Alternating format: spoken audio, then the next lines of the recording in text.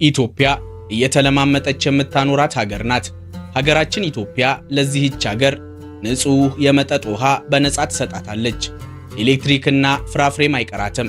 ልብ ያድርጉ፣ ወታደራዊ ኃይሏን ፈርተን በጉልበት አሸንፋን ግን አይደለም። ወይም ሀገሪቱ ድሃ አይደለችም። እንደውም ከኢትዮጵያ የተሻለ ኑሮ የምትኖር በሀገሯ ለሚሰሩ ሰራተኞች በወር በአማካኝ ከ105,000 ብር በላይ የምትከፍል ሀገር ናት። ሀገሪቱ ከሚያስቧት በላይ ትንሽ ናት። ሲበዛ ትንሽ እንኳንስ ከኢትዮጵያ ጋር ይቅርና ከኦሮሚያ ከሶማሌና አፋር ክልሎች በእጥፍ ድርብ ያነሰ የቆዳ ስፋትና የህዝብ ቁጥር ነው ያላት። በጂኦግራፊ ግን የታደለች ሀገር ነች። ክብሯም ይሄ ነው። የዓለማችን 12 ከመቶ ንግድ፣ 10 ከመቶ ነዳጅ፣ ከ25 እስከ 30 ከመቶ የኮንቲነር ጫኝ መርከቦች በየቀኑ በበሯ በደጃፏ በኩል ነው የሚያልፈው። በዚህ ምክንያት ኢትዮጵያን ጨምሮ ከአፍሪካ ቀንድ ሀገራት በነፍስ ወከፍ ገቢ የተሻለ ደረጃ ላይ የምትገኝ ሀገር ናት። ይህ ቀኙ የበረከት ጎኗ ነው። ሌላም ጎን አላት። አንገቱ ላይ ሸምቀቆ ያጠለቀ ሰው ያውቃሉ? ጅቡቲ ማለት እንዲህ ናት። ምንም በማታውቀው የሀገሯ ስልታዊ አቀማመጥ ባመጣባት ጣጣ የዓለም ሀያላን በሙሉ አስፈሪ ጦራቸውን እየሸከፉ የሚመጡባት ሆናለች። በጠላትነት አንዳቸው ለአንዳቸው የእርግብ ግቢት ያህል አይናቸውን የማይጨፍኑት ቻይናና አሜሪካን ጨምሮ ፈረንሳይ፣ ጃፓንና ጣሊያን የጦር ሰፈራቸውን እዚህ ገንብተዋል። ቱርክ፣ ሩሲያ፣ ህንድና ሳውዲ አረቢያ ከጥቂት ጊዜ በኋላ ጅቡቲ ላይ የጦር ሰፈር ይኖራቸዋል የሚባሉ ሀገራት ናቸው። ይህ ምን ያህል ሰቀቀን እንደሆነ የሚረዱት እነዚህ ሀያላን በየጊዜው እርስ በርስ ከመካሰስ አልፈው ድንገት ጦር ቢማዘዙ መከላከሉን ተውት። ጅቡቲ እረ በግልግል የምትልበት ጠንከር ያለ ሰራዊት የላትም። በእርግጥ እነዚህ የጦር ሰፈሮች ከሰቀቀም ባለፈ ለጅቡቲ ኢኮኖሚ ጥሩ ገቢ ያመጣሉ። ጅቡቲ በጦር ሰፈር ኪራይና በተያያዥ ጉዳዮች ከ120 እስከ 300 ሚሊዮን ዶላር ታገኛለች። የጂዲፒዋን ከ3 እስከ 8 ከመቶ ማለት ነው። ጅቡቲ በዓመት 4 ቢሊዮን ዶላር ገቢ ያላት ሀገር ናት። 75 ከመቶ የሚሆነውን ገቢ የምታገኘው ከወደብና ሎጂስቲክ አገልግሎት ነው። ኢትዮጵያ እንደ ሀገር ዋነኛዋና ብቸኛዋ የዚህ አገልግሎት ተጠቃሚ ስትሆን የገቢውን ከ90 እስከ 95 ከመቶ ትሸፍናለች። መግቢያችን ላይ ኢትዮጵያ እየተለማመጠች የምታኖራት ሀገር ናት ብለኖታል። ይህንን ያውቃሉ? ጅቡቲ ለመጠጥና ለተለያዩ አገልግሎቶች የምትጠቀመውን ውሃ ከኢትዮጵያ በነፃ ነው የምታገኘው። የኤሌክትሪክ ኃይልም ቢሆን ኢትዮጵያ ለጅቡቲ እጅግ ባነሰ ዋጋ ታቀርብላታለች። ጅቡቲ ዘርታ የማታጭድ ሀገር ናት። 90 ከመቶ የምግብ ፍላጎቷን የምታገኘው ከኢትዮጵያ ነው። ምስኪኗ ኢትዮጵያም ለጅቡቲ ገበያ ቅድሚያ ትሰጣለች። አትክልት፣ ፍራፍሬ፣ ስጋና የቁም እንስሳት በየቀኑ ከኢትዮጵያ ወደ ጅቡቲ ይጓጓዛል። ልብ ያድርጉ፣ ኢትዮጵያ ይህንን ሁሉ የምታደርገው በውድ ክፍያ የተከራየችውን ወደብ ላለማጣት ብላ ነው። ይገርማል። የ130 ሚሊዮን ዜጎች ሀገር እንዲህ መሆኑ ያሳዝናል። ለማንኛውም በዛሬው ፕሮግራማችን ትንሿን ጎረቤት ሀገር ጅቡቲን ከላይ እስከታች እንጎበኛታለን። የ1.1 ሚሊዮን ዜጎቿን ሕይወት እንጨዋወታለን። ጅቡቲ ለቁጥር የበዙ የሀያላን ሀገራት የጦር ሰፈሮች መገኛ ናት። ዋነኛ ዓላማቸው የነበረው የቀይ ባህርን የንግድ መስመር መቆጣጠር ነበር። ግን ደግሞ አፍንጫቸው ስር ያለው ባበል መንደብ በሁቲዎች ቁጥጥር ስር ወድቆ ሲፈልጉ ይዘጉታል፣ ሲፈልጉ የራሳቸውን መርከቦች ያግቱባቸዋል። ለመሆኑ ይህንን መቆጣጠር ያቃታቸው የሀያላኑ የጦር ሰፈሮች እኛ የማናውቀው ድብቁ ስራቸው ምንድነው? በሰፊው እናያለን። ጎረቤት ሀገር ጅቡቲ በሀገሯ ለሚሰራ ሰራተኛ አማካኝ የምትከፍለው የደሞዝ መጠን ከ105,000 ብር በላይ መሆኑን ያውቃሉ? ዝቅተኛውም ቢሆን ከ30,000 ብር በላይ ነው። ከጠቀሙት ስለዚህም ዝርዝር መረጃን እንነግሩታለን። መልካም ቆይታ።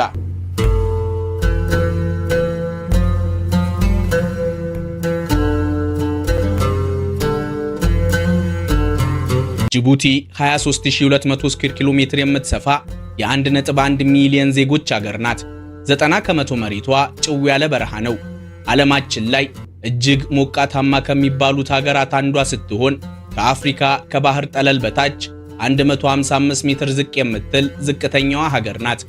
ዓለማችን ላይ እጅግ ጨዋማ ውሃ ያላት ሀገር ማነች ከተባሉ ጅቡቲ ነው መልሱ። ሌክ አሳል ይባላል። በውስጡ ከሙት ባህርም በላይ ከፍተኛ መጠን ያለው ጨው የያዘ ሐይቅ ነው። ጅቡቲ በተፈጥሮ የታደለችም የተበደለችም ሀገር ናት። የታደለች ያስባላት ጂኦግራፊ አቀማመጧ ነው። ቀደም ብለን እንዳየነው ጅቡቲ የዓለማችን ከ10 እስከ 14 ከመቶ ጠቅላላ ንግድ የሚቀላጠፍበት ወሳኙ የባህር መተላለፊያ በአበል መንደብ አጠገብ የምትገኝ ሀገር ናት። ዕድሜ ለዚህ አቀማመጧ ይሁንና መሬቷን እያከራየች በዓመት ብዙ 100 ሚሊዮን ዶላሮችን ታፍሳለች። ጅቡቲ ግን በተፈጥሮ የተበደለች ሀገርም ናት። የምትጠጣውን ውሃ በሀገር ውስጥ ለማግኘት ከፈለገች ለምሳሌ ጉድጓድ ቆፍራ የከርሰ ምድር ውሃ ማውጣት ወይም ከባህር ጨልፋ ጨውን ከውሃ መለየት፣ ካልሆነም በመከራ የምታገኘውን ዝናብ ማጠራቀም አለባት። ይህን ሁሉ አድርጋ ግን የምታገኘው አንጀት የማያርስ እጅግ ጥቂት ውሃ ነው። የከርሰ ምድር ውሃዋ ለምሳሌ ከጊዜ ወደ ጊዜ ጨዋማ እየሆነባት መጠቀም እያቆመች ነው። ከባህር አጣርቶ መጠጣትም ቢሆን ከፍተኛ ወጪን ይፈልጋል።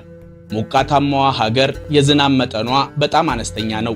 በዚህ ምክንያት ጅቡቲ ካላት የውሃ ፍላጎት ውስጥ ከፍተኛውን ድርሻ ከኢትዮጵያ በነፃን የምታገኘው። ውሃ አሳሯን የሚያበላት ጅቡቲ ምግብም በተመሳሳይ ውጣ ውረድ ውስጥ የምታገኝ ሀገር ናት። ጅቡቲ አርሶ የሚያበላ ገበሬ የላትም። ለምን? ለግብርና የሚሆን የሚታረስ መሬት ስለሌላት። ጅቡቲ ከያዘችው ግዛት ለግብርና የሚሆነው መሬቷ 0.1 ከመቶ ብቻ ነው። በእንቅርት ላይ ሲሆንባት ደግሞ እሱንም እየተንከባከበች እንዳታቆይ ውሃ አጠራት። በዚህ ምክንያት ከ90 ከመቶ በላይ ምግብ ከውጭ ታስገባለች። በሀገር ውስጥ አሳ እያሰገረች፣ በገጠራማ ክፍሏ ደግሞ ፍየል፣ በግና ግመል እያረባችን የምትኖረው። እነዚህስ ችግር አልነበራቸውም። ምክንያቱም ቀይ ባህርን ሲሻገሩ የዚህ አይነቱ መልክዓ ምድርና ኗኗር የተለመደ ነው። የነሱ ግን ዕድሜ ለነዳጃቸው ይሁንና አርሶ ከሚበላው በላይ በድሎት ይኖራሉ። የጅቡቲን የከፋ የሚያደርገው መሬቷ ውስጥ አምቃ የያዘችው እዚህ ግባ የሚባል የተፈጥሮ ሀብት የላትም። ትልቁ የተፈጥሮ ሀብቷ ጨው ነው። በሀገሪቱ በስፋት የሚመረተው ማዕድን እሱ ሲሆን ጅቡቲ ከአፍሪካ ቀዳሚ የጨው አምራቾች አንዷ ናት። እንደ ኖራ፣ ግራናይት፣ ማርብልና ጂፕሰም ያሉ የግንባታ ማዕድናት በሀገሪቱ ውስጥ ይገኛሉ። ትንሽ መጠን ያለው ወርቅ፣ ሸክላና ዳያቶማይት የተሰኘ ማዕድንም ይዛለች።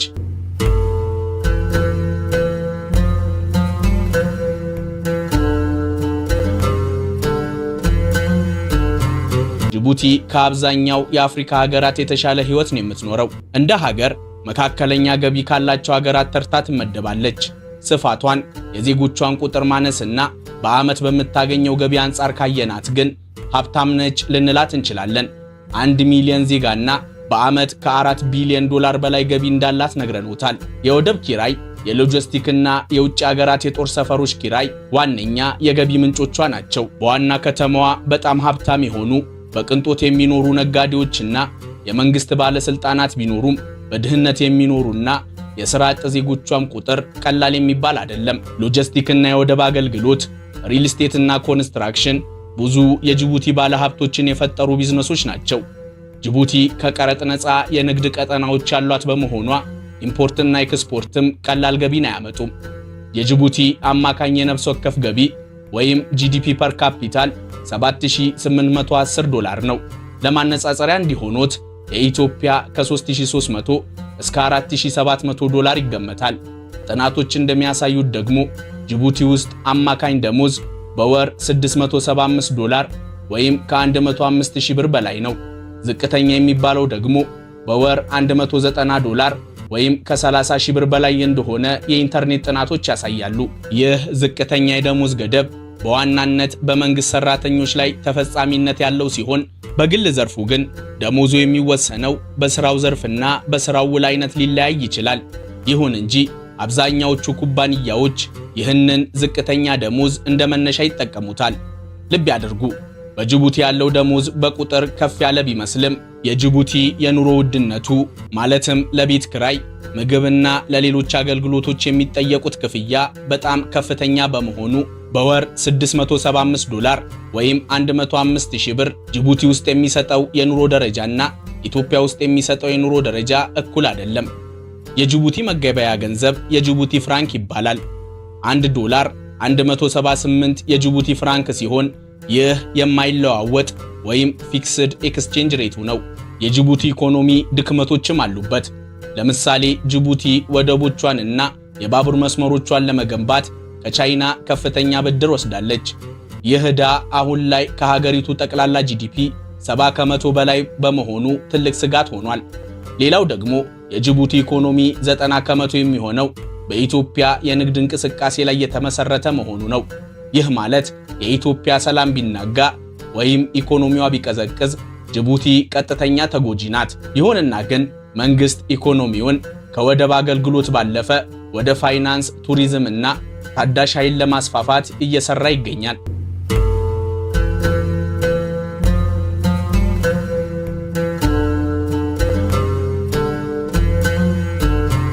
ብዙዎቻችን ጅቡቲ በታሪክ በአንደኛው ሰሞን የኢትዮጵያ አካል የነበረች ይመስለናል።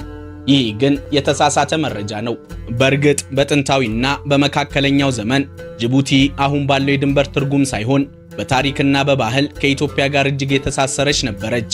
እንደ አዳል ሱልጣኔት ያሉ ግዛቶች አሁን ያለውን የኢትዮጵያ ምስራቃዊ ክፍልና ጅቡቲን በአንድ ላይ ያጠቃልሉ ነበር። በታሪክ ሂደት ውስጥም የኢትዮጵያ ነገስታት በንግድና በተለያዩ ምክንያቶች በአካባቢው ላይ ትልቅ ተጽዕኖ ነበራቸው።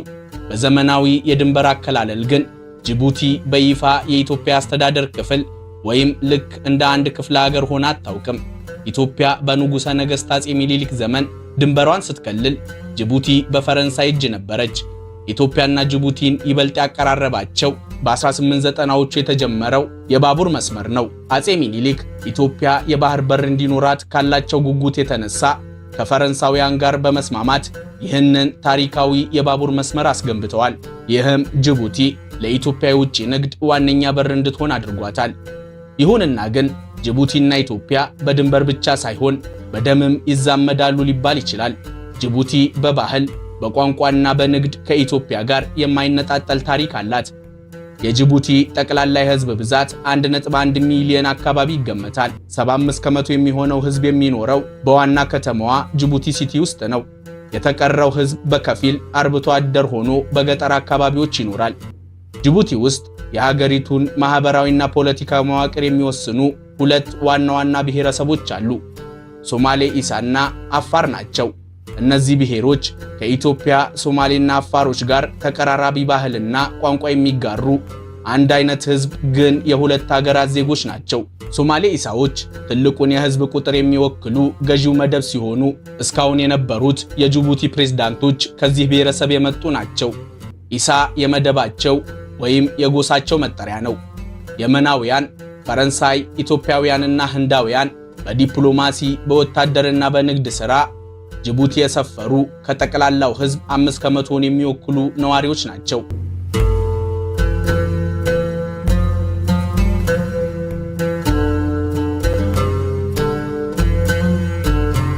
ዓለማችን ላይ የጅቡቲን ያህል ብዙ የውጭ ሀገራት የጦር ሰፈሮችን ሀገሩ ላይ ያስገነባ ሀገር የለም። ጅቡቲ ከኢትዮጵያ ውጪ የትኛውም መሬቷ ላይ የጦር ሰፈር መገንባት እፈልጋለሁ ላለ ሀገር መሬቷን የምትሰጥ ነው የሚመስለው። ቀኝ ገዥዋ ፈረንሳይ፣ አሜሪካና ቻይናን ጨምሮ 5 ሀገራት ላለፉት ብዙ ዓመታት ጅቡቲ ላይ የጦር ሰፈር የገነቡ ሀገራት ናቸው። አሜሪካ ካምፕ ሊሞኔር በተሰኘው የጦር ሰፈሯ ላይ ከ4000 በላይ የሰለጠኑ ወታደሮችና ዘመናዊ መሳሪያዎች አሏት። ፈረንሳይ ከ1500 በላይ፣ ቻይና 2000 የሚጠጉ ወታደሮች፣ ጃፓን ከ180 በላይ፣ ጣሊያን ከ90 በላይ ወታደሮቿን ጅቡቲ ላይ አስፍራለች። የእያንዳንዱ ሀገር የጦር ሰፈር የተለያየ ተልዕኮ ነው ያለው። አሜሪካ ለምሳሌ በምስራቅ አፍሪካ የሚደረጉ የሽብር ዘመቻዎችን መዋጋትና ለተለያዩ ኦፕሬሽኖቿ የአየር ኃይል ድጋፍ መስጠት ዋነኛ ተልዕኮ ነው። ፈረንሳይ ከጅቡቲ ጋር በገባችው ስምምነት መሰረት የጅቡቲን ሉዓላዊነት እያስጠበቀች የአውሮፓ ህብረት የባህር ላይ ሥራዎችን ትደግፋለች። የቻይና የጦር ሰፈር እስከ 2000 የሚደርሱ ወታደሮች ቢኖሩትም እንደ አስፈላጊነቱ እስከ 10000 ወታደሮች የማስተናገድ አቅም እንዳለው ይነገራል። በቀጠናው ያሉ የቻይና ኢንቨስትመንቶችን የመጠበቅ ተልዕኮ ተሰጥቶታል። ጃፓንና ጣሊያን ደግሞ የሶማሊያ የባህር ላይ ወንበዴዎች መርከቦቻቸው ላይ ጥቃት እንዳይፈጽሙ መከላከል ዋነኛው ዓላማቸው ነው። ያም ሆነ ይህ በቀጥታም ይሁን በተዘዋዋሪ እነዚህን ኃያላን እዚህ ያሰባሰባቸው ባበል መንደብ የሚባለው ወሳኝ ሰርጥ ነው። የዚህን 29 ኪሎ ሜትር የሚሰፋ የዓለም ጉሮሮ የሆነ የባህር መስመርን ደህንነት በማስጠበቅ ነፃና ከስጋት ውጪ ማድረግ ይፈልጋሉ። ግን ደግሞ የሁሉ ሰራዊትና ዘመናዊ ጦር መሳሪያ ሁቲዎች በባበል መንደብ ላይ ያላቸውን ተጽዕኖ ሊያስቆም አልቻለም። ሰሞኑን በተነሳው የኢራንና አሜሪካ ጦርነት ላይ ኢራን ልክ እንደ ሆርሙዝ ሁሉ ባበል መንደብንም እዘጋለሁ ስትል ሰምተዋል መቼስ። ለመሆኑ እነዚህ ኃያላን ባበል መንደብን መቆጣጠር እንዴት ተሳናቸው? የመጀመሪያው ምክንያት ሀገራቱ እዚህ ከተገኙበት ከላይ ከዘረዘርናቸው ተልዕኮዎች ውጪ ስለሆነ ነው። በጅቡቲ ያሉ ካምፖች የተገነቡት ለተወሰኑ ግዳጆች እንጂ ቀጥተኛ ጦርነት ውስጥ ለመግባት አይደለም። ያንንም እንዲያደርጉ የሚያስችል ወታደራዊ አቅም እዚህ የላቸውም። ተደፋፍረው እንኳን ከሁቲዎች ጋር ጦር ቢገቡ የሁቲዎች የጦር ስልት ያስቸግራቸዋል። ሁቲዎች በጣም ርካሽ የሆኑ ድሮኖችና ሚሳኤሎችን የሚጠቀሙ ስለሆነ አሜሪካና አጋሮቿ እነዚህን ለማክሸፍ የሚጠቀሟቸው የአየር መቃወሚያዎች በሚሊዮን የሚቆጠሩ ዶላርን ያወጣሉ። ይህ ደግሞ ትልቅ የኢኮኖሚ ኪሳራ ነው። ሌላኛው ምክንያት የሀገራቱ ፍላጎት መለያየትና የፖለቲካ ሚስጥር ነው።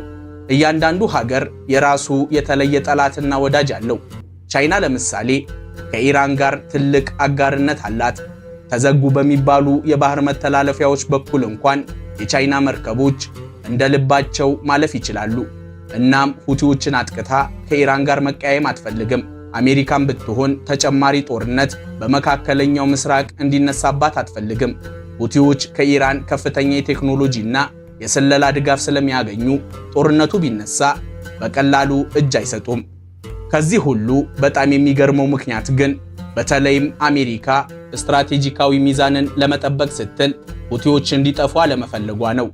ምክንያቱም ሁቲዎች መኖራቸው እንደ ሳውዲ አረቢያና የተባበሩት አረብ ኤሚሬቶች ያሉ ባለሀብትና ከፍተኛ የነዳጅ አምራች ሀገራት ሁልጊዜ የአሜሪካን ወታደራዊ ድጋፍ እንዲፈልጉ ያደርጋቸዋል። በሌላ አማርኛ ሁቲዎች ቀላል የማይባሉ ወታደራዊ ኃይሎች ቢሆኑም እነሱን ሙሉ በሙሉ አጠፋለሁ የሚል ኃያል ሀገር በተዘዋዋሪ የአሜሪካን ጥቅም እየነካ ነውና ከአሜሪካ ጋርም ሊጋጭ ይችላል።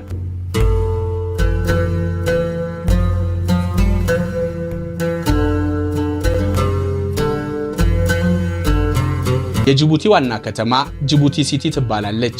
የሀገሪቱ የልብ ምት ናት። የኢኮኖሚ ማዕከል ስትሆን ከሀገሪቱ ሕዝብ ከ70 ከመቶ በላይ የሚሆነው ኑሮው በዚች ከተማ ነው። ጅቡቲ ሲቲ ኢትዮጵያን ከባህር ጋር የሚያገናኘው ወሳኙን ወደብ ጨምሮ ዋና ዋና የወደብ ተርሚናሎች፣ ባንኮችና የውጭ ሀገራት ወታደራዊ ካምፖች የሚገኙባት ከተማ ናት። የከተማዋ የኢኮኖሚ ደረጃ በሁለት ይከፈላል። ለምሳሌ እንደ ሄሮን ያሉ ሰፈሮች የዲታዎቹ መኖሪያ በቅንጡ ሆቴሎችና ቪላዎች ያሸበረቁ ናቸው። እንደ ባልባላ ያሉት ሰፈሮች ደግሞ በኢኮኖሚ መካከለኛና ዝቅ ያሉ ድሆች ይኖሩባቸዋል። ወደ ጅቡቲ ለመምጣት ባቡር ከመሳፈሮት በፊት ሊያውቋቸው የሚገቡ ሁለት ወሳኝ ምክር እንስጦት። ጅቡቲ እጅግ ሞቃታማ ሀገር ናት። አብዛኛውን ጊዜ ሌሊቷ ሁላ ሊያልቦት ይችላል።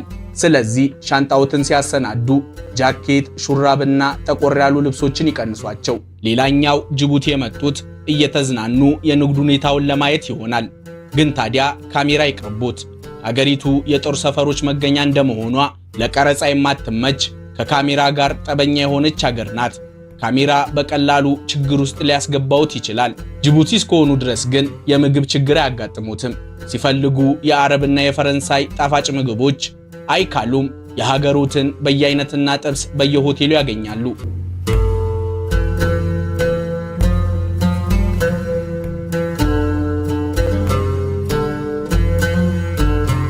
የዛሬው ፕሮግራማችንን በዚሁ አበቃን። ሰላም።